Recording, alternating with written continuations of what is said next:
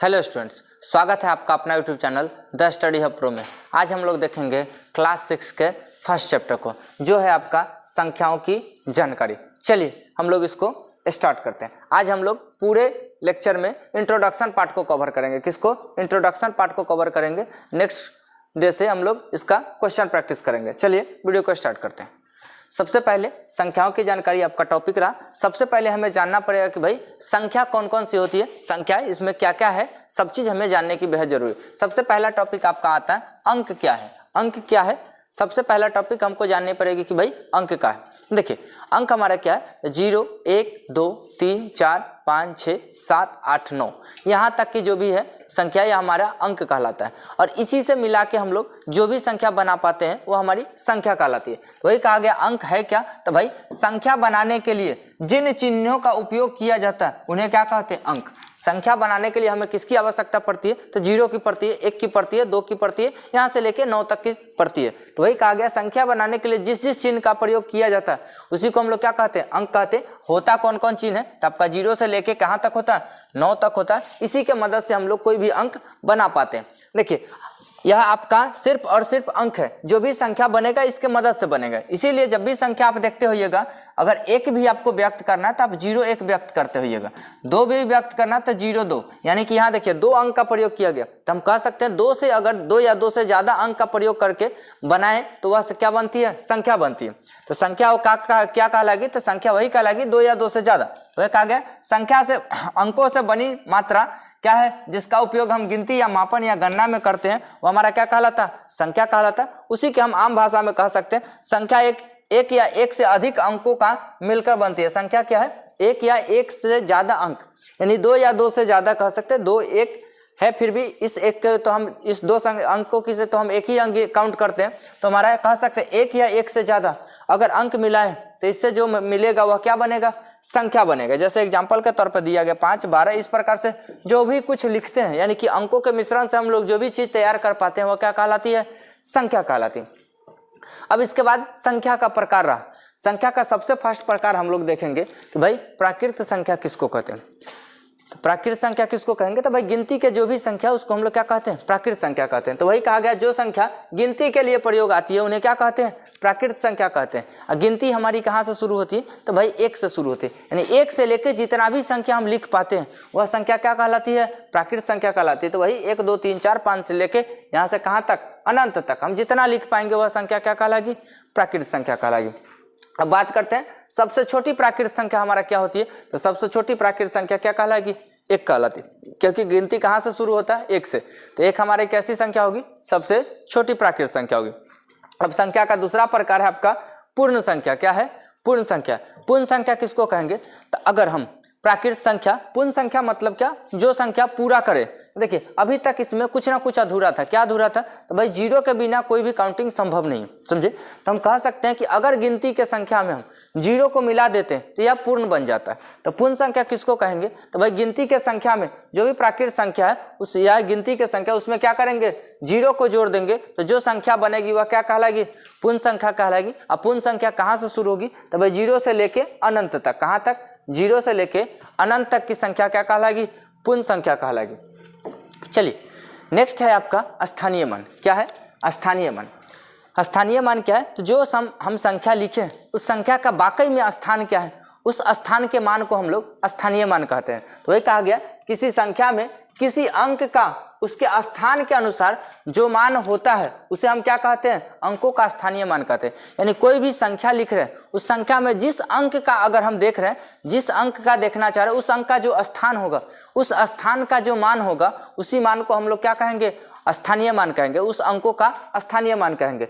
कहा गया अंक का स्थान बदलने पर उसका स्थानीय मान बदल जाता है। जैसे कि अंक का स्थान अगर हम बदल दें तो स्थानीय मान में अंतर आ जाती है। स्थानीय मान समझिए जैसे इस 3 का हम स्थानीय मान चाह रहे हैं तो भाई 3 का स्थान कहाँ? इकाई, दहाई, सैकड़ा, हजार। अभी इस 3 का स्थान क्या है? तो हजार। स्थानीय मान कैसे लिखेंगे? तो यहाँ 3 लिखेंगे, 3 के बाद 3 संख्या आपका 3 0 लिखाएगा, यह 3 का स्थानीय मान है। अगर 4 का लिखना पड़े तो 4 लिखेंगे, 4 के बाद 2 अंक है 2 आएगा।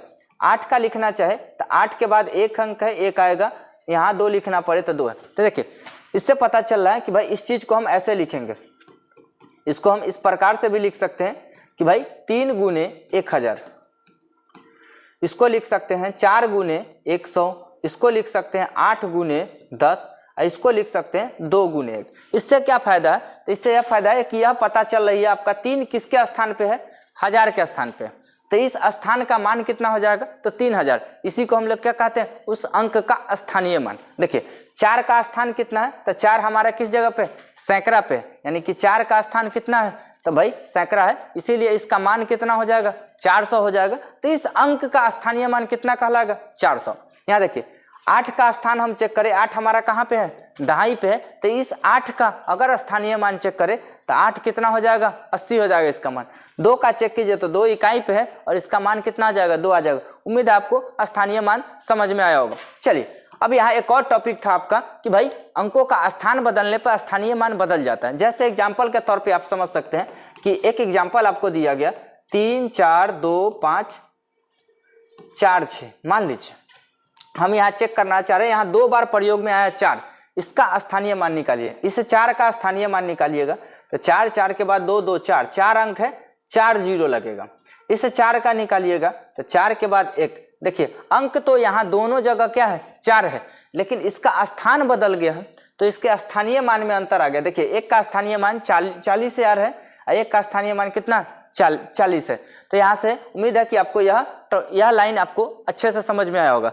यहाँ स्थानीय मान में क्या होता है कि भाई स्थान अगर बदल दिया जाए तो उसके मान में पूरा अंतर आता है। स्थानीय मान अगर स्थान चेंज करने पे स्थानीय मान में अंतर आता है। चलिए नेक्स्ट देखते हैं आगे। आगे आपका है अंकित मान है। क्या है? अंकित मान है। अंकित मान मतलब फेस वैल्यू कहते हैं। स्थानीय मान को हम लोग प्लेस वैल्यू कहते हैं और अंकित मान को क्या कहते हैं? Face value. फेस वैल्यू मतलब क्या है? जितना मान अंकित है वही होता है। तो देखिए अंकित मान किसको कहते हैं? तो किसी अंक का जो मान जैसा लिखा होता है वही उसका अंकित मान कहलाता है।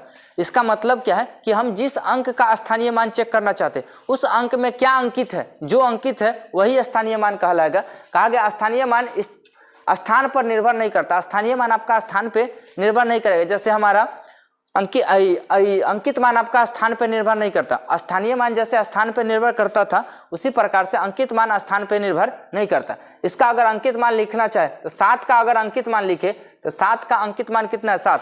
7 कहीं भी रहे, यहाँ भी रहे फिर भी 7 आएगा, यहाँ भी रहे फिर भी 7 रहेगा। अंकित मान किसको कहते थे? जिसका आप अंकित मान लिखना चाह रहे वही होगा। यहाँ अगर 9 का अंकित मान चाहे तो 9 का अंकित मान 9 होगा, 6 का अंकित मान चाहे 6 होगा, 5 का अंकित मान चाहे 5 होगा। तो जो संख्या जहां रहे, जो अंकित रहे उसी को हम लोग क्या कहते हैं? अंकित मान। अब यहाँ इस लाइन का मतलब समझिए। अगर आप चाहे तो 5 0 1 7 5, अगर इस 2 जगह 5 आया, दोनों का अंकित मान लिखना चाहे तो इस 5 का भी अंकित मान 5 आएगा और इस 5 का भी अंकित मान क्या आएगा? 5 आएगा। क्यों? तो यहाँ भी 5 छपा हुआ, यहाँ भी 5 छपा हुआ। तो यहाँ स्थान बदलने से अंकित मान में कोई फर्क नहीं पड़ा, दोनों जगह वही रहा। लेकिन आप पीछे देख सकते हैं स्थानीय मान में स्थान बदलने से स्थानीय मान में अंतर दिखता है लेकिन अंकित मान में कोई अंतर नहीं दिखता। उम्मीद है यह भी टॉपिक आपको अच्छे से समझ में आया होगा। चलिए नेक्स्ट टॉपिक की तरफ चलते हैं। नेक्स्ट टॉपिक आपका है, आपके बुक में है भारतीय पद्धति तथा अंतर्राष्ट्रीय पद्धति। भारतीय पद्धति क्या है, अंतर्राष्ट्रीय पद्धति क्या है? जो अभी तक हमने स्थान सजा रहे थे, स्थान समझ रहे थे, यह स्थान वाकई में भारत के लोग इसको कैसे समझते और यही हमारे विदेश के लोग कैसे समझते हैं। भारत वाले पद्धति को हम लोग भारतीय पद्धति के नाम से जानते हैं और जो विदेश में चलती है उसको हम लोग अंतर्राष्ट्रीय पद्धति कहते हैं। तो पहला टॉपिक आपका भारतीय पद्धति है। भारतीय पद्धति में क्या चलती है? तो भाई भारतीय पद्धति में हमारा आप सुने होइएगा इकाई दहाई, अभी पीछे हमने भी पढ़ा, इकाई है, दहाई है, सैकड़ा है, हजार है, 10,000 है, लाख है, 10 लाख है, करोड़ है। इसी प्रकार से जो संख्या हम लोग पढ़ते हैं ये हमारी भारतीय पद्धति कहलाती है। आजकल यूट्यूब का जमाना है तो आप लोग मिलियन बिलियन आसानी से सुनते हुए, मिलियन बिलियन वाली जो पद्धति होती है वो आपका अंतर्राष्ट्रीय पद्धति होती है। तो चलिए बारी बारी से हम लोग इसको देखते हैं। सबसे पहले इस बात को समझिए कि भाई भारतीय पद्धति के हिसाब से पहला टॉपिक आपका इकाई आता है, इसके बाद हजार होगा, उसके बाद लाख होगा, उसके बाद करोड़ होगा। इसमें भारतीय पद्धति के हिसाब से आपको कहा जाएगा कि मान लीजिए दे दिया गया एक संख्या है 3 6 5 4 2 7, मान लीजिए एग्जाम्पल के तौर पे एक संख्या दिया है। कहा जाता है कि भाई भारतीय पद्धति के हिसाब से इसमें अल्प विराम लगाएं। तो भारतीय पद्धति के हिसाब से अल्प विराम कैसे लगाते, तो आपको कहा जाता है भारतीय पद्धति के हिसाब से अल्प विराम लगाने में सबसे पहले 3 को पकड़ते हैं, उसके बाद 2-2 पकड़ते हैं, यानी पहले 3 अंक के बाद कॉमा लगे, उसके बाद 2-2 अंक के बाद कॉमा लगे। ऐसा क्यों होता है, तो भारतीय पद्धति का ही हिसाब वही चलता है, पहला इकाई का स्थान होता है और इकाई स्थान में 2-3 चीज होते हैं, एक इकाई होते हैं, एक दहाई होते हैं, सैकड़ा होते हैं, यानी 3 चीज इकाई के, यहाँ पूरा का पूरा इकाई के अंदर जाता है, यह पूरा का पूरा 2 जो है 1000 के अंदर जाता है, ये पूरा का पूरा लाख के अंदर जाएगा, इसके बाद जो होगा करोड़ का होगा, उसके बाद आपका अरब का होगा, इसी प्रकार से खरब का होगा, इसी प्रकार से चलता रहता है, समझे। तो भाई पहला 3 होता है, तो हम लोग इसको इस कैटेगरी में बांटा गया है कि भाई पहले इकाई का स्थान है, इकाई में कौन कौन संख्या आती है, तो इकाई में इकाई आती है, दहाई आती है, सैकड़ा आती है। अगर हम इसको भारतीय पद्धति के हिसाब से भरे तो आपका यह 3 टॉपिक यहाँ आ जाएगा इकाई वाले में, यानी कि यहाँ आपका हो जाएगा 6, यहाँ आ जाएगा 7, यहाँ 2 हो जाएगा, उसके बाद 2, 5, 4 जो है यह आप इस दोनों में होगा, यह 1000 का स्थान है, यह 10,000 का स्थान है, तो यहाँ 4 आ जाएगा, यहाँ 5 आ जाएगा, उसके बाद यह 2 लाख वाले में जाएगा, तो यहाँ 6 हो जाएगा, यहाँ 3 हो जाएगा। भारतीय पद्धति से हमें क्या बेनिफिट है, तो हमें बेनिफिट यह मिलती है जैसे ही हम इसको कॉमा लगाते हैं तो हमें इसको पढ़ना आसान हो जाता है। पढ़ना आसान कैसे हो जाता है, तो हमें पता है कि यह किसका स्थान है, इकाई का स्थान है, यह किसका स्थान हो जाता है, 1000 का स्थान हो जाता है, यह किसका स्थान हो जाता है, लाख का स्थान होता है। अब पढ़ना आसान हो गया, देखिए ऐसे पढ़ने में हमें इकाई दहाई करनी पड़ती। अब यहाँ आसान है, लाख के स्थान पे कितना है 36, तो पढ़ेंगे 36 लाख, 1000 के स्थान पे 54 है तो 36,54,000, इकाई के स्थान पर कितना है 276, तो पढ़ेंगे 36,54,276। उम्मीद है आपको भी यह टॉपिक समझ में आया। चलिए अंतरराष्ट्रीय पद्धति देखते हैं। अंतरराष्ट्रीय पद्धति कहा जाता है, अंतरराष्ट्रीय पद्धति के हिसाब से कॉमा लगाए तो फिर एक संख्या ले लीजिए, कोई भी संख्या, इसको कहा गया अंतरराष्ट्रीय पद्धति के हिसाब से कॉमा लगाते हैं। यहाँ कहा जाता है पहला कॉमा 3 अंक बाद, फिर उसका अगला कॉमा 3-3 अंक, यानी कि भारतीय पद्धति में पहला कॉमा 3 अंक के बाद लगता है, बाद बाकी सभी कॉमा 2-2 अंक के बाद लगते हैं। लेकिन बात किया जाए अंतरराष्ट्रीय पद्धति का, तो अंतरराष्ट्रीय पद्धति में सभी के सभी कॉमे 3-3 अंक बाद लगते हैं। वो भी अंक किधर से गिना जाएगा, तो भाई इधर से दाहिने से बाएं की तरफ चलेंगे, तो यहाँ पहला 3, उसके बाद 3, उसके बाद 3। और भारतीय अंतरराष्ट्रीय पद्धति के हिसाब से आपका यह इकाई का स्थान होगा, यह 1000 का होगा। यहाँ जो लाख का था, लाख के बदले में मिलियन आ जाएगा, समझे, और इसके बाद जो आएगा वह बिलियन होगा। यहाँ सभी कॉमा 3-3 अंक के बाद लगते हैं, क्योंकि यहाँ 3-3 हिस्से में बांटा गया रहता है। तो इकाई का 3 हिस्सा, एक आपका इकाई है, एक दहाई है, यह सैकड़ा है। 1000 में पिछले में 2 था, इसमें 3 होगा, कौन कौन, एक 1000 होगा, एक 10,000 होगा और एक आपका 100,000 होगा, समझे। उसके बाद आपका आता है मिलियन, उसके बाद 10 मिलियन, फिर 100 मिलियन। 100 मिलियन के बाद आपका टॉपिक आएगा फिर इस प्रकार से बिलियन, बिलियन में भी बिलियन होगा, 10 बिलियन होगा, उसके बाद 100 बिलियन होगा, बिलियन के बाद ट्रिलियन आएगा, ट्रिलियन में ट्रिलियन आएगा, फिर 10 ट्रिलियन आएगा, फिर 100 ट्रिलियन है। इसी प्रकार से पद्धति बांटा गया। तो इसीलिए हम सभी कॉमा अंतरराष्ट्रीय पद्धति में 3-3 को लगाते हैं। अगर इसको भरना पड़े इसमें, तो आपका यहाँ 5 आ जाएगा, इकाई का स्थान पे 5, इस पे 6, इसके बाद 4, उसके बाद आपका आ जाएगा 2, उसके बाद 6, उसके बाद 7 आ जाएगा, उसके बाद 6 आ जाएगा। यह पूरा संख्या कितना है अंतरराष्ट्रीय पद्धति पे, तो देखिए यह आपका इकाई का स्थान है, ये 1000 का स्थान है, ये मिलियन का स्थान है, पर ये कितना है, मिलियन के स्थान पे 6 है, यानी कि 6,762,000, उसके बाद 465, यह पढ़ सकते हैं। चलिए नेक्स्ट देखिए, नेक्स्ट आपका टॉपिक है परवर्ती। परवर्ती क्या है, परवर्ती है एक टॉपिक आपका, पूर्ववर्ती भी होगा।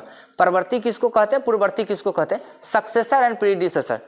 सक्सेसर क्या है, तो सक्सेसर क्या है, जो बाद में आने वाली संख्या होती है उसको हम लोग सक्सेसर कहते हैं। जैसे हमने कहा 99 के बाद क्या आएगा, तो 99 के बाद 100 आएगा, यानी 99 का परवर्ती क्या हो जाएगा 100, यानी जिस संख्या की बात चले उसके ठीक बाद वाली संख्या परवर्ती संख्या होती है। अब बात करते हैं पूर्ववर्ती संख्या किसको कहते हैं, तो जिस संख्या की बात चले उस संख्या से पहले वाली संख्या पूर्ववर्ती संख्या होती है। पूर्व मतलब पहले, अवर्ती मतलब उससे पहले वाले, समझे। तो जो पहले वाली संख्या की अगर बात चले, किसी भी संख्या से पहले वाली संख्या की बात चले तो वह पूर्ववर्ती है। पूर्ववर्ती मतलब प्रीडिसेसर। और जिस संख्या के बाद वाली संख्या की बात चले वह परवर्ती कहलाता है। वही कहा गया परवर्ती का है, तो किसी दी गई संख्या से ठीक एक अधिक जो संख्या होती है उसे क्या कहते हैं, उस संख्या का परवर्ती कहते हैं। तो ठीक एक बाद वाली संख्या परवर्ती कहलाती है। अगर इसको निकालना हो परवर्ती कैसे निकलेगी, जो हमारी संख्या दी गई है 100 और उसमें हम 1 जोड़ देंगे तो हमें परवर्ती संख्या मिलती है। एग्जाम्पल के तौर पे 6 का परवर्ती पूछा है, 6 का परवर्ती क्या होगा, तो 6 में जब 1 जोड़ेंगे तो हमें क्या मिलेगा 7, यानी 7 क्या हो जाएगी परवर्ती संख्या हो जाएगी। उसी प्रकार से 25 का अगर परवर्ती पूछे तो 25 का परवर्ती 25 में 1 जोड़ देंगे परवर्ती संख्या मिल जाए, यानी कि क्या मिलेगा 26। 100 का परवर्ती तो 100 में हम 1 जोड़ देंगे आपका 101 मिल जाएगा, यह क्या हो जाएगा परवर्ती संख्या हो जाएगा।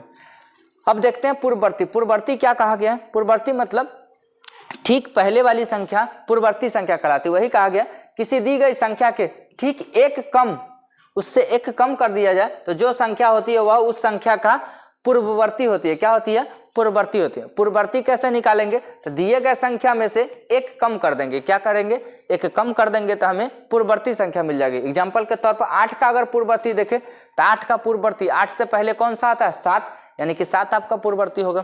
उस प्रकार से 30 का पूर्ववर्ती यानी 30 से पहले क्या आएगा, तो 30 से 1 कम करेंगे 29 आ जाएगा। फिर 101 का पूर्ववर्ती पूछा, यानी 101 से पहले क्या आ जाएगा, तो 101 से पहले 100 आ जाएगा। क्या आ जाएगा 100। अब इसके बाद देखते हैं विस्तारित रूप क्या है। विस्तारित रूप क्या है, तभी जो हमने स्थानीय मान देखा, इसके बाद हमें विस्तारित रूप देखने के पड़ती है। विस्तारित रूप है क्या, तो भाई किसी भी संख्या को अगर हम विस्तार में समझाएं तो वह संख्या विस्तारित रूप कहलाती है। जिस संख्या किसी भी संख्या को अगर हम विस्तार में करके दिखाएं तो वह विस्तारित रूप कहलाती है। वही कहा है किसी संख्या को उसके अंकों का स्थान मान के योग के रूप में लिखने से विस्तारित रूप कहते हैं। उसके योग के रूप में लिख के विस्तार कर दिया जाता है, यही संख्या विस्तारित रूप होती है। जैसे देखिए एक संख्या छोटा सा था 6 3 4 2, इसको क्या किया गया, एक लंबा विस्तार किया गया। कैसे, तो इसका जो स्थानीय मान था 6 का स्थानीय मान 6000 था, 3 का स्थानीय मान 300 था, 4 का स्थानीय मान 40 था, 2 का स्थानीय मान 2 था। इसको हमने जोड़ के चिन्ह के साथ लंबा कर दिया गया, विस्तार कर दिया गया, तो यह क्या हो जाएगा विस्तारित रूप। और एग्जाम्पल एक और देख लीजिए, जैसे आपका कहा है 3 1 6 1 2 5, इसको विस्तारित रूप में करना है तो क्या किया जाएगा, 3 का स्थानीय मान लिखेंगे, 3 के बाद कितना है 4 संख्या, 4 जीरो लगाएंगे, उसके बाद प्लस का चिन्ह देंगे, उसके बाद 6 है 6 लिखेंगे, 6 के बाद 3 अंक है 3 जीरो लगा देंगे, उसके बाद लिखेंगे 1 है 1 लिखेंगे, 1 के बाद 2 अंक है 2 जीरो लगा देंगे प्लस, उसके बाद 2 लिखेंगे, 2 के बाद 1 अंक है 1 जीरो, उसके बाद 5। यही आपका क्या कहलाएगा विस्तारित रूप कहलाएगा। क्या कहलाएगा विस्तारित रूप। अब आगे का टॉपिक है आपका आरोही क्रम। आरोही क्रम मतलब बढ़ते क्रम। क्या है, बढ़ते क्रम। अगर आपको आरोही क्रम कहे बढ़ते क्रम कहे बात वही है, दोनों में कोई अंतर नहीं है। तो अगर आपसे कभी पूछे आरोही क्रम मतलब बढ़ते क्रम, बढ़ते क्रम मतलब आप सबसे पहले छोटी संख्या को ले, उसके बाद उससे बड़ी, उसके बाद उससे बड़ी, उसके बाद उससे बड़ी। अगर इस प्रकार से हम किसी भी संख्या को क्रम को सजाएं तो यह क्रम हमारा बढ़ते क्रम कहलाती है। क्या कहलाती है, बढ़ते क्रम। बस उसके बाद बात आ गई घटते क्रम। घटते क्रम यानी अवरोही क्रम। अवरोही क्रम किसको कहते हैं, तो पहले हम बड़ी वाली संख्या को सजाएंगे, उसके बाद उससे छोटी वाली को, उसके बाद उसके छोटी वाली से को, उसके बाद उससे छोटी वाली को। अगर इस प्रकार से अगर हम क्रम को सजाए तो यह क्रम क्या कहलाती है, घटते क्रम कहलाती है। उसी को हम लोग क्या कहते हैं, अवरोही क्रम कहते हैं। तो देखिए आरोही क्रम क्या है, तो संख्याओं को छोटी से बड़ी क्रम में लिखने को अवरोही क्रम कहते हैं। यानी कि सबसे पहले छोटी क्रम आएगी, फिर उसके बाद उससे बड़ी, उससे बड़ी, उससे बड़ी, ऐसे करते करते करते करते बड़ी क्रम तक ले जाना, यही प्रक्रिया बढ़ते क्रम कहलाता है। वही कहा गया संख्याओं को छोटी से बड़ी क्रम में, छोटी से लेंगे या बड़ी क्रम में ले जाकर लिखेंगे, इस क्रम को क्या कहलाएगा, आरोही क्रम कहते हैं। क्या कहते हैं, आरोही क्रम। कहा इस संख्या में बाएं से दाएं बढ़ती है। इसमें संख्या क्या होगी, बाएं से पहले, सबसे पहले छोटी, यानी बाएं से दाएं की तरफ बढ़ते बढ़ते चलेंगे। सबसे पहले देखिए यहाँ एग्जांपल के तौर पर लिखा है, सबसे पहले 3 सबसे छोटी है, उसके बाद इधर छोटा मुंह इधर छोटी वाली संख्या की तरफ, बड़ा मुंह बड़े वाली तरफ, यह बढ़ते क्रम को दर्शा रहा है। 3 के बाद 7 है, 7 के बाद खुली मुंह जो बड़ी वाली है, यह बड़ी वाली संख्या की तरफ होगी तो 12 होगी, 12 से बड़ी क्या हो जाएगी 25। इसी प्रकार से हम किसी भी संख्या को इसी ऑर्डर में सजा सकते हैं। यह ऑर्डर क्या कहलाता है, बढ़ते क्रम कहलाता है। आगे देखिए घटते क्रम होगा। आप घटते क्रम कहिए चाहे अवरोही क्रम, इसको कहिए यह क्या है, घटते क्रम है। क्या है, घटते क्रम कहिए, इसको आप कहिए बढ़ते क्रम। क्या है, यह आपका बढ़ते क्रम रहा। इसको क्या कह सकते हैं, बढ़ते क्रम। कहीं कहीं किसी बुक लिखता है बढ़ते क्रम, कहीं कहीं बुक आरोही क्रम भी कहता है। चलिए अवरोही क्रम क्या है, तो यहाँ हम सबसे पहले बड़ी वाली संख्या को लेंगे, फिर उसके बाद छोटी छोटी छोटी, यानी घटते घटते घटते आएंगे, या घटते क्रम कहलाता है। यहाँ कहा गया संख्याओं को बड़ी से छोटी क्रम में लिखने को अवरोही क्रम कहते हैं। यानी सबसे पहले बड़ी संख्या को लेंगे, उसके बाद छोटी, उसके बाद छोटी, छोटी छोटी करते करते सबसे छोटी संख्या तक जाएंगे। यही क्रम क्या कहलाती है? घटते क्रम कहलाते हैं। इस क्रम में बाएं से दाएं घटती है। क्या कहा गया?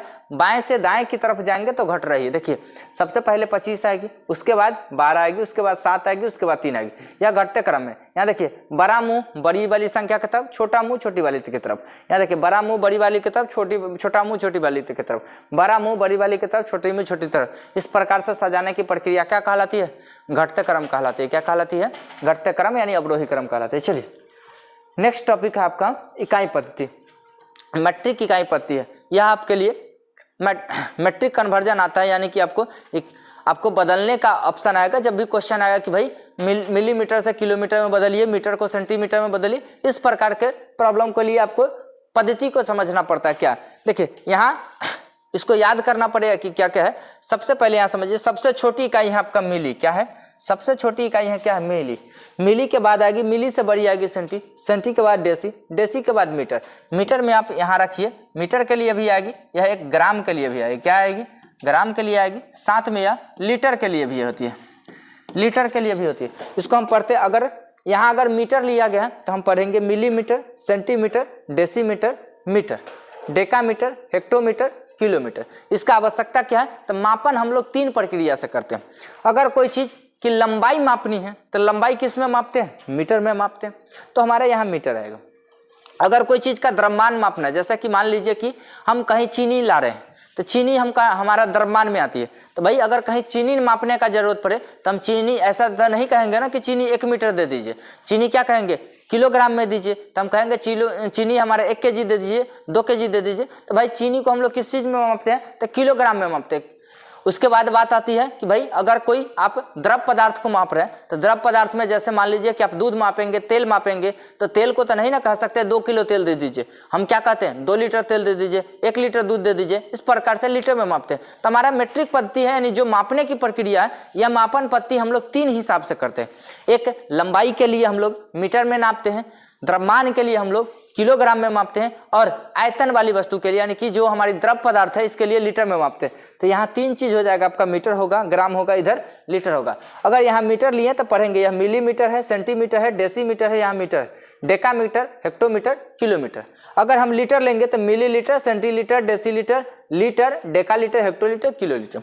अगर हम ग्राम लेंगे तो मिलीग्राम, सेंटीग्राम, डेसीग्राम, उसके बाद ग्राम, डेकाग्राम, हेक्टोग्राम, किलोग्राम। इसी प्रकार से चलती है। तो यहाँ सबसे नीचे जो मिली लिखा गया है सबसे छोटी संख्या, यह आपकी सबसे बड़ी संख्या हो जाएगी। क्या हो जाएगी? आपके लिए सबसे बड़ी। इससे बहुत बड़ी पद्धति होती है, लेकिन आपके क्लास 6 के लेवल के लिए यह सबसे छोटी है, यह सबसे बड़ी है। आपको यह समझना। इसके बाद समझने वाली बात क्या है कि अगर हम छोटी से बड़ी की तरफ चले, किधर चले? छोटी से बड़ी की तरफ चले तब क्या होगा, और बड़ी से छोटी की तरफ चले तो क्या होगा? देखिए छोटी से बड़ी की तरफ चलेंगे तो भाग होगा। क्या होगा? भाग होगा। क्या होगा? भाग। कितना से? 10 से। यानी कि हम मिलीमीटर से सेंटीमीटर में जा रहे हैं, यानी छोटे से बड़े में जा रहे हैं तो 10 से भाग देंगे। समझे? उससे ऊपर जा रहे हैं तो एक स्टेप गए हैं तो 10 से, एक स्टेप और जाएंगे तो एक और 10, यानी 10 10 100 से भागो। जितना ऊपर जाइए उतना 1 0 बढ़ते जाएगा। बात करते हैं बड़ी से छोटी में आएंगे तो भाई बड़ी से छोटी में आ रहे, जितना स्टेप जा रहा है उतना 10 से गुना होगा। क्या होगा? यहाँ गुना होगा। किससे? 10 से गुना होगा। यानी कि किलोमीटर से अगर हम हेक्टोमीटर में आ रहे तो 10 से गुना होगा। यानी कि एक किलोमीटर को अगर हेक्टोमीटर में चेंज करेंगे तो 10 से। जैसे जैसे हम ऊपर से नीचे आएंगे उसी हिसाब से आपका बड़ी से छोटी में आएंगे गुना, बड़ी से छोटी में आएंगे गुना होगा, छोटी से बड़ी में जाएंगे भाग होगा। यही प्रक्रिया चलते रहता है। यहाँ से इसको मापन लिया गया, ऊपर जाएंगे यह है, नीचे आएंगे यह है। समझे? चलिए अब आगे की तरफ चलते हैं। आगे तरफ क्या कहा गया कि भाई आपका आगे का टॉपिक आएगा एस्टिमेशन, यानी कि आकलन। आपको क्वेश्चन दे दिया जाएगा कि भाई यह सारी जो टॉपिक देखे हैं अभी जितना तक समझ में आया अच्छे हैं, और इसको जब क्वेश्चन के तौर पर प्रैक्टिस लीजिएगा, नेक्स्ट स्लाइड जब अगले लेक्चर में जब आया जाएगा क्वेश्चन के साथ, तो आपको और बेहतर तरीके से यहाँ समझ में आएगा।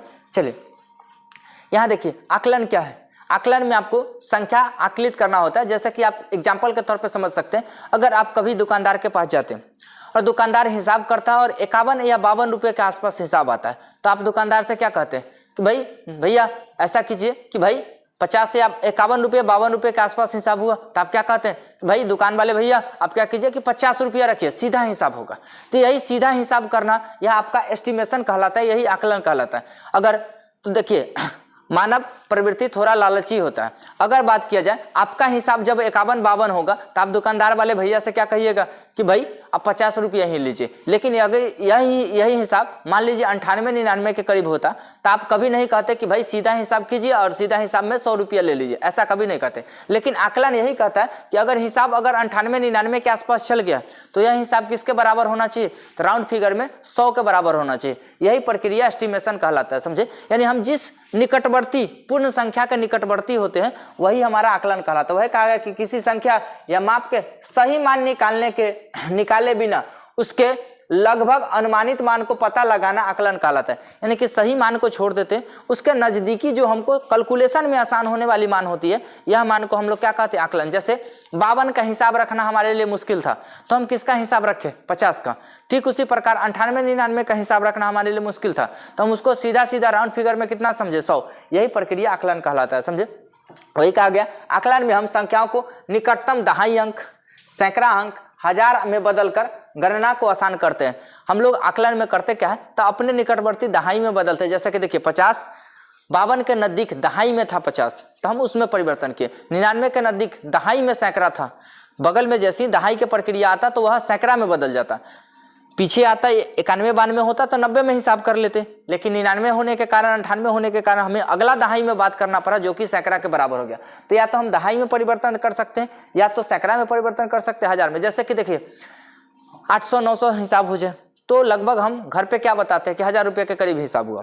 तो अगले सैकड़े के हिसाब से हम लोग बात करते हैं हम किसके नजदीक हैं। चलिए एग्जाम्पल के तौर पे दिया गया कि अगर 48 का होता तो हिसाब कितना हो जाता, 50 के नजदीक होता। 672 का हो जाता तो 672 यानी कि 650 से ऊपर चल गया, यानी वो अगला सैकड़ा के नजदीक हो गया, यानी 700 के नजदीक हो गया। यहाँ देखिए 4982 है तो 4982 किसके नजदीक है, तो ये 5000 के, 4000 के तो नजदीक नहीं है, किसके नजदीक है, 5000 के नजदीक है। तो यह आपका आकलन है, इकाई दहाई सैकड़ा हजार, मतलब दहाई सैकड़ा हजार के हिसाब से आकलन है। यही विधि क्या कहलाता है, आकलन विधि कहलाता है। हमें जब भी आगे जोड़ घटाव की प्रक्रिया आएगी तो हमें इसका कुछ नियम होगा, किस नियम के तहत आकलन करते हैं, तो हम हमेशा निकटवर्ती संख्या के हिसाब से आकलन करते हैं।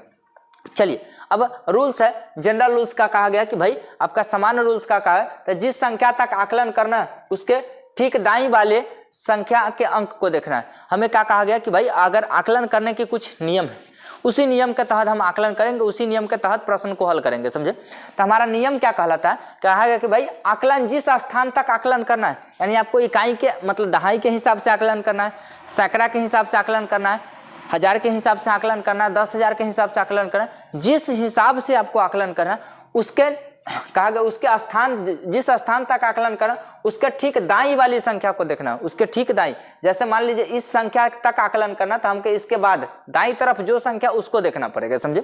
कहा गया उसके बाद वाली यानी दाईं तरफ वाली जो संख्या अगर 5 या 5 से अधिक होगा तो यह जो संख्या है यह 1 बढ़ा देंगे। क्या करेंगे, 1 बढ़ा देंगे, 1 क्या करेंगे, बढ़ा देंगे। लेकिन यह संख्या अगर 5 से कम यानी कि 4 या 4 से कम होगा, 5 नहीं 4 या 4 से कम होगा तो वह जैसा है वैसे ही रह जाएगा। एग्जाम्पल के तौर पे आप समझिए, आपको कहा जाए 4 7 5 6 अगर इस प्रकार से है, हमें कहा गया दहाई के हिसाब से आकलन करना, तो दहाई वाली संख्या यह है, इसके हिसाब से करेंगे तो हमें इस संख्या को देखनी पड़ेगी। यह 5 या 5 से ऊपर रहेगा तो यह 1 क्या हो जाएगा, बढ़ जाएगा, यानी कि यह आपका 760 के नजदीक हो जाएगा। क्या हो जाएगा, 760 के नजदीक। लेकिन यही संख्या ऐसे होता 752 होता, क्या होता है 752, फिर भी हमें दहाई के निकटतम करना पड़ता, तो दहाई यही संख्या है। हम इसके बाद वाले संख्या को देखेंगे, यह 5 से कम है तो हमारा क्या हो जाएगा, यह जैसे है वैसे ही रह जाएगा, तो यह 750 हो जाएगा। क्या हो जाएगा, 750 हो जाएगा, यही नियम कहता है। चलिए आगे देखिए, जोड़ के लिए आकलन का नियम। जोड़ अगर हमको करना है तो आकलन के नियम क्या कहता है, जोड़ करने के लिए पहले सभी संख्याओं का एक ही स्थान दहाई सैकड़ा हजार तक गोला करे फिर जोड़े। क्या कहा गया कि भाई अगर आप आकलन के हिसाब से जोड़ना चाहते तो आप दहाई के हिसाब से जोड़ना चाहते तो दहाई तक पहले आकलन कर लीजिए सभी संख्या को, तब जोड़ की प्रक्रिया चलाइए। तो यह कहा गया कि भाई अगर यहाँ जैसे क्वेश्चन में 48 जोड़ 72 करता तो पहले 48 को पूर्णांकन करते यानी 48 को आकलन करते। 48 किसके नजदीक होता, 50 के नजदीक होता। 72 किसके नजदीक होता? तो 72 70 के नजदीक होता। तब इसको जोड़ते तो 70 50 कितना हो जाता? 120 आ जाता। यही आकलन कहता है कि आकलन का अगर जोड़ करना है तो संख्या को जिसके नजदीक करना पहले बराबर कीजिए। दहाई के नजदीक करना था, ये भी दहाई के हिसाब से आकलन हुआ, और आकलन करने के बाद जो संख्या है उसके बाद जोड़ की प्रक्रिया चली। ठीक उसी प्रकार से घटाव की, घटाव में वही कहा गया, घटाव से पहले दोनों संख्याओं के समान स्थान तक आकलन कीजिए। जैसे यह 396 है और यह 148 है। 396 सैकड़ा के हिसाब से किसके नजदीक होगा? तो 400 के नजदीक हो जाए। ये 148 यानी 50 से कम है। सैकड़ा में हम लोग आधे से कम देखते, आधे या आधे से कम या आधे से ज्यादा, तो 50 से कम है तो यह 148 है, यह 150 के नजदीक होगा, पूर्णांकन हो गया। अब इसको हम देखेंगे कि भाई यह क्या है, तो यह 400 है या 150, इसको घटाएंगे तो यह किसके बराबर हो जाएगा? 250 के बराबर हो जाएगा। किसके बराबर हो जाएगा? 250। तो हमें किस निकटवर्ती संख्या के करीब देखना था? यह 96 था, 96 लगभग 100 के नजदीक है, तो यह 400 हो गया। यह 48 है, दहाई तक आकलन किया गया है, 48 है, तो यह 48 किसके नजदीक हो जाएगा? 50 के नजदीक हो जाए, तो यह आ गया, या जोड़ घटा के इतना आ गया। तो भाई जोड़ घटाव में हमने देखा क्या कि भाई जोड़ घटाव में करना क्या होता है, तो आकलन पहले जिस हिसाब तक करना है, यानी दहाई तक करना है तो दहाई के हिसाब से आकलन कर लीजिए, सैकड़ा तक करना था सैकड़ा के हिसाब से आकलन कर लीजिए। आकलन के पश्चात ही योग का प्रक्रिया चाहे अंतर की प्रक्रिया चलेगी। चलिए आगे कहा गया गुना के लिए आकलन नियम। गुना के लिए आकलन नियम क्या कहता है? तो कहा गया संख्या को ऐसे गोला करे कि गुना करना आसान हो। समझे?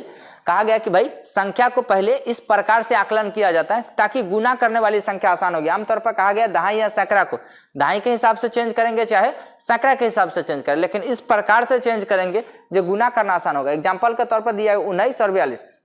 19 किसके नजदीक होगा? तो 19 हमारा 20 के नजदीक होगा। 42 किसके नजदीक हो जाएगा? 40 के। अब इसको गुना करना आसान हुआ, 0 से 0 0 0 2 को 0 हो जाएगा, 4 दूना 8, आपका 800 आ जाएगा। क्या हो जाएगा? 800 हो जाएगा। तो आकलन करने में हम क्या करते हैं? पहले आकलन की प्रक्रिया करते हैं, फिर उसके बाद गुना भाग करते हैं ताकि हमारा कैलकुलेशन आसान बने। चलिए भाग के लिए भी वही करेंगे, पहले हम आकलन इस हिसाब से करेंगे जो भाग करना आसान हो जाए। कहा गया संख्या को इस तरह गोला करें कि भाई भाग आसानी से पूरा हो जाए। हमें आकलन करने में इस बात को ध्यान रखना पड़ेगा कि इस प्रकार से आकलन करें जो हमें भाग देना आसान हो। एग्जाम्पल के तौर पर कहा गया 498 था और एक कहा गया 51 से भाग देने के लिए। 498 और 51 से भाग दिए तो 400 किसके नजदीक हो जाएगा? 500 के। और 51 किसके नजदीक हो जाएगा? 50 के। भाग देंगे कितना आ जाएगा? 10। तो हम आकलन किस हिसाब से करते हैं, उम्मीद है आपको समझ में आ रहा होगा। चलिए इसके बाद आपका टॉपिक है बोर्ड मास। बोर्ड मास क्या है? तो जब 2 या 2 से ज्यादा चिन्ह अगर एक साथ आ जाए तो उसको हल करने के लिए एक फिक्स पैटर्न चलता है, एक फिक्स नियम चलता है, जिस नियम को हम लोग क्या कहते हैं? बोर्ड मास कहते हैं। क्या कहते हैं? बोर्ड मास। कहा गया बोर्ड मास एक नियम है जिसकी सहायता से हम किसी गणितीय व्यंजक को सही क्रम में हल कर पाते हैं। क्या कहा गया? 2 या 2 से ज्यादा जब क्रम एक साथ आ जाए, आपके पास आ जाए गुना भाग जोड़ घटाव सब, तो भाई समस्या यह आ जाती कि पहले हम जोड़ का काम करें, घटाव के काम करें, गुना का काम करें या भाग के काम करें। बहुत सारा चिन्ह एक साथ आ गया, तो इसको सही क्रम में जमाने के लिए एक नियम बैठाया गया है। किसका? बोर्ड मास का। इसी नियम के तहत हम लोग इस संख्या को सजा पाते हैं और इस गणितीय को व्यंजक को हल कर पाते हैं। वही नियम क्या कहलाता है? बोर्ड मास। यह बोर्ड मास को हम लोग बोर्ड मास क्यों कहा गया? तो बोर्ड मास का मतलब समझिए, बी से आपका ब्रैकेट होता है, ओ से ऑफ होता है, डी से डिवाइड होता है, एम से मल्टीप्लाई होता है, ए से एडिशन, एस से सब्ट्रैक्शन। यानी कहने का मतलब बोर्ड मास हमारा वह प्रक्रिया जिससे हमें याद रह पाती है कि किस चिन्ह का किस चीज का काम पहले होगा। बी से ब्रैकेट यानी सबसे पहले ब्रैकेट का काम होगा। ब्रैकेट भी 3 प्रकार के, सबसे पहले छोटी ब्रैकेट का काम होगा, उसके बाद मध्यम ब्रैकेट का काम होगा, सबसे अंत में किसका काम होगा? बड़ी ब्रैकेट का काम होगा। तो यह ब्रैकेट का काम रहा। ब्रैकेट अगर काम हो गया तो ब्रैकेट के बाद हम किसका काम करेंगे? का काम करेंगे। का मतलब होता है गुना, गुना के समान, यानी कि वहां भी का के बदले में क्या होता है? गुना होता है। अगर कहीं का है तो का काम करेंगे, अगर का नहीं है तो का नहीं है तो किसका काम होगा? अगर भाग है तो भाग का काम होगा, उसके बाद गुना है तो गुना का काम होगा, उसके बाद जोड़ है तो जोड़ का काम होगा, उसके बाद घटाव है तो घटाव का काम होगा। यही बोर्ड मास है। बोर्ड मास को हमको समझना पड़ता है कि भाई पहले इस बोर्ड मास को याद रखना पड़ेगा कि भाई किससे किसको कहते हैं। इससे हमको समझ में आता है कि पहले किसका काम पहले होगा। समझे? चलिए आगे की तरफ चलते हैं। आगे है आपका रोमन नंबर। रोमन नंबर क्या है? तो भाई रोमन नंबर एक ऐसा नंबर है जो रोमन से चलती आ रही है।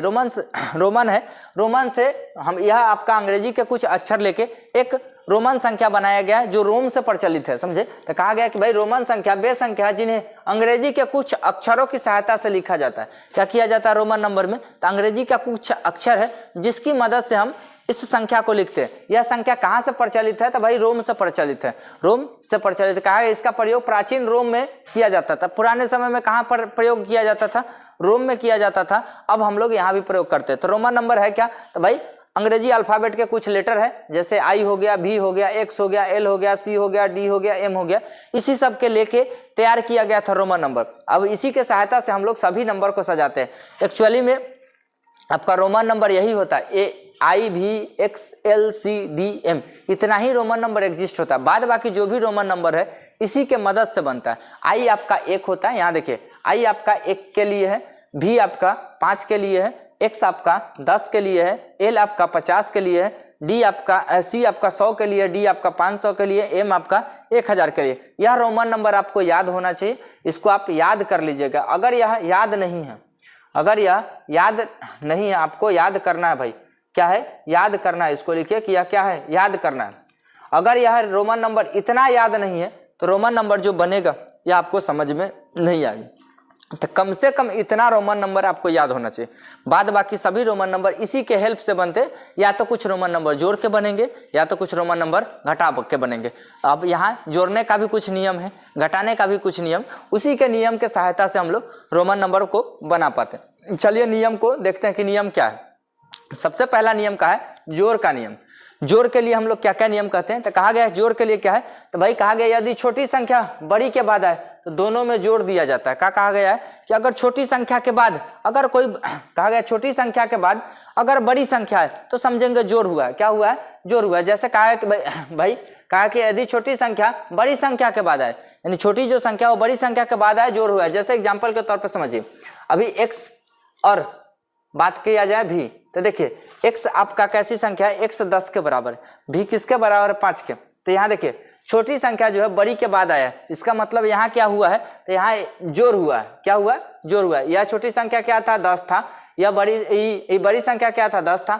छोटी संख्या कितना था? 5 था। इस दोनों में जोड़ हुआ, जोड़ होकर कितना आया? 15। यानी रोमन नंबर किसका है भाई? तो 15 का है। तो यहाँ जोड़ के लिए कुछ नियम है। क्या नियम है? तो जब भी बड़ी संख्या के बाद कोई छोटी संख्या लिखा देखा जाए, इसका मतलब यहाँ क्या हुआ है? जोड़ हुआ है। यानी अगर हमको जोड़ करना है तो बड़ी के बाद छोटी संख्या को लिखना पड़ेगा। घटाव का नियम क्या कहा गया? कि घटाव का नियम, अगर बड़ी संख्या के पहले कोई छोटी संख्या है तो यहाँ घटा हुआ होगा। क्या कहा गया? यदि छोटी संख्या बड़ी संख्या के पहले आए तो छोटी संख्या को बड़ी से घटाया जाता है। एग्जाम्पल के तौर पर समझिए, सी आपका बड़ी संख्या है, एक्स आपका छोटी संख्या है। तो बड़ी संख्या से पहले अगर छोटी संख्या देखा जाए तो यहाँ घटाव किया गया होगा। यानी सी का मतलब क्या था? 100। 100 में से घटाया किसको गया है? 10। यानी कि यहाँ क्या चला है? घटाव की प्रक्रिया चली। तो जब भी बड़ी संख्या के पहले छोटी संख्या देखिए, इसका मतलब क्या हुआ है? घटा हुआ है। आगे देखिए नियम नंबर 3 कहता है कि एक ही चिन्ह 3 बार से अधिक नहीं आता है। रोमन नंबर में क्या होता है? एक चिन्ह को हम लोग अधिकतम कितना बार दोहरा सकते हैं? तो 3 बार दोहरा सकते हैं। कितना बार? 3 बार। वो भी सभी नंबर को नहीं दोहराते। दोहराते किस किस नंबर को है? तो कहा गया आई को दोहराते, एक्स के दोहराते, सी के दोहराते, एम को दोहराते। यानी ये सभी संख्या को देखिए आई एक्स सी एम है क्या? तो आई एक्स सी एम को देखिए, आई आपका 1 के लिए है। किसके लिए है? 1 के लिए। एक्स क्या है? तो एक्स 10 के लिए। सी किसके लिए है? तो भाई 100 के लिए है। एम किसके लिए है? 100 के लिए है, 1000 के लिए। यानी हम कह सकते हैं जिस संख्या को दोहराई जाती है वह सभी संख्या कैसी है? एक वाली संख्या होती है। क्या होती है? एक वाली। एक वाली जो संख्या, जैसे देखिए एक वाली यह है, यह है, यह है, यह है, इसी को हम लोग दोहरा सकते हैं। 5 वाली संख्या को हम लोग नहीं दोहराते। मोटा मोटा बात समझिए क्या है कि भाई यहाँ जो 3 बार जिस संख्या को हम लोग दोहराएंगे वह कैसी संख्या होगी? एक वाली संख्या होगी। 5 वाली संख्या रिपीट नहीं होती। वही कहा गया कि भी एल डी दोहराए नहीं जाते हैं। यानी कि आपका भी हो गया, एल हो गया, डी हो गया, यानी 5 वाली जो भी संख्या है इसको हम लोग नहीं दोहराते। वह कहा कि भी एल डी को 1 से अधिक बार नहीं लिखा जाता है।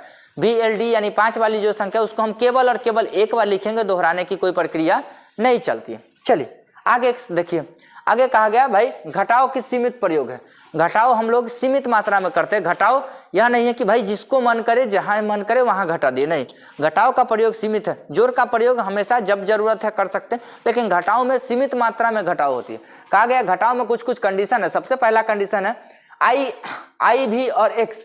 कहा है आई भी केवल एक्स से पहले आ सकता है। यानी कि एक्स से पहले घटाव में पता है कि भाई बड़ी संख्या में से छोटी संख्या घटाना है, तो कहा गया आई जो है केवल भी और एक्स से पहले आ सकता है। आई को हम लोग कहाँ कहाँ घटा सकते हैं, तो आई को या तो हम भी से पहले घटा सकते हैं, न तो एक्स से पहले घटा सकते हैं। यानी एल सी डी एम इससे पहले घटाव में आई का प्रयोग कभी नहीं करेंगे।